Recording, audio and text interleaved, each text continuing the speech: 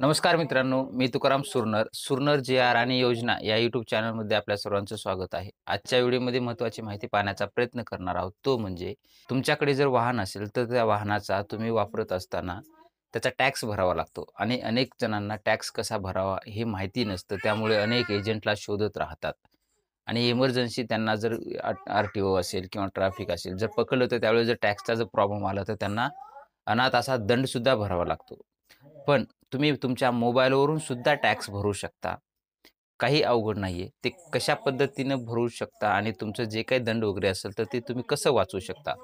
हे आजच्या व्हिडिओमध्ये सविस्तर आपण माहिती पाहण्याचा प्रयत्न करणार आहोत. तर आजच्या व्हिडिओला चला सुरुवात करूया. सर्वप्रथम तुम्हाला Googleमध्ये जायचं आहे आणि वाहन असं सर्च करायचं आहे. वाहन सर्च केल्यानंतर वाहन परिवहन तुमच्यासमोर अशी वेबसाईट येईल. त्यावर क्लिक करून घ्यायचं आहे.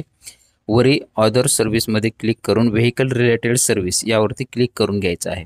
त्यावरती क्लिक केल्यानंतर तुमचं जे काही राज्य असेल ते राज्य तुम्हाला महाराष्ट्र राज्य निवडायचं आहे. त्यानंतर तुमचा इथं vehicle number, vehicle registration number, तुमचा गाडी नंबर जो काय असेल तो तुम्हाला इथं टाकून घ्यायचा आहे. टाकल्यानंतर खाली चेकबॉक्स क्लिक करून प्रोसीडवर क्लिक करायचं आहे.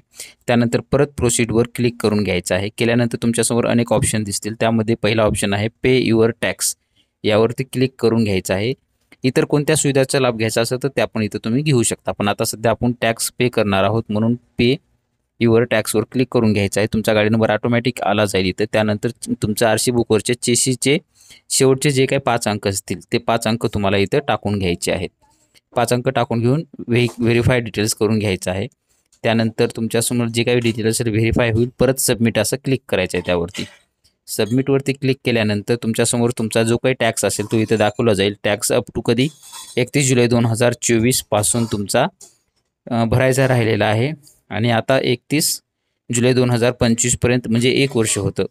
तर मला आता काय असेल ते फाईन वगैरे काही लागला असेल तर इथं सर्व दाखवलं जाईल. त्यानंतर खाली स्क्रोल करून तुम्ही इथं बघू शकता की तुम्हाला टॅक्स जो आता भरायचा आहे तो किती महिन्याचा भरायचा आहे, मंथली भरायचा आहे का क्वार्टरली का इयरली का लाईफ टाईम. तर क्वार्टरली आपण ट्राय करून बघणार आहोत. क्वार्टरली तुमचा जो काय असेल तो इथं तुम्हाला दाखवला जाईल. टॅक्स तुमची रक्कम वगैरे बघू शकता. तुम्हाला इथं पेनल्टी किती लागते, क्वार्टरली जर भरलात तर ते सुद्धा इथं दाखवलं जातं. त्यानंतर मग तुम्ही परत चेंज करून आपण मंथली पाहणार आहोत. मंथली पाहिल्यानंतर सुद्धा आपण चेक करणार आहोत.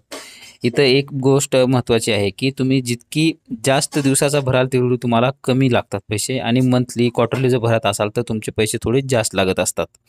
पाहू शकता की आपल्याला इथं परत आपण आता क्वार्टरलीचं चेक करत आहोत. क्वार्टरलीचा 17,492 प्लस 1,838 असे मिळून तुम्हाला चार्जेस म्हणजे 19,080च्या आसपास काहीतरी जाईल. नंतर इयरली जर पाहिलं तर इयरलीचा सुद्धा पाहू शकता की तुम्हाला इथं 15,900 प्लस 3180 असं 19,080च्या आसपास इयरली जातो आहे. म्हणजे इयरलीचा टॅक्स आपल्याला व्यवस्थित बसत आहे. त्यामुळे जो काय असेल तर तुम्ही तुमच्या पद्धतीनुसार किंवा तुमच्या सिच्युएशननुसार किंवा तुमचं जे काही अडचणी असतील ते कमी जास्त बघून तुम्ही ते तुमच्या पद्धतीनं निवडू शकता. त्यानंतर खाली तुम्हाला व्यवस्थित चेक करून घ्यायचा आहे आणि हा तुमचा टॅक्स जो आहे तो परत इथं कन्फर्म करून घेऊन खाली पेमेंटवरती तुम्हाला क्लिक करून घ्यायचं आहे. पण त्या अगोदर तुम्हाला इथं बघू शकता की पेमेंटवरती क्लिक केल्याच्या नंतर तुम्हाला इथं परत दाखवलं जाईल की तुमचा टॅक्स कधीपासून सुरू आहे आणि तुमचा टॅक्स कधीपर्यंत संपणार आहे. 31 जुलै 2025ला तुमचा संपणार आहे. म्हणजे इतकी काय तुम्ही 7-8 महिने जे भरला नाही तो सुद्धा तुम्हाला इथं टॅक्स ऑटोमॅटिकली त्याची पेनल्टी वगैरे लागलेली आहे. हे सर्व चेक करून घेतल्याच्या नंतर तुम्हाला चेकबॉक्सवरती क्लिक करायचं आहे. चेकबॉक्सवरती क्लिक करून तुम्हाला कन्फर्म पेमेंटवरती क्लिक करून घ्यायचं आहे.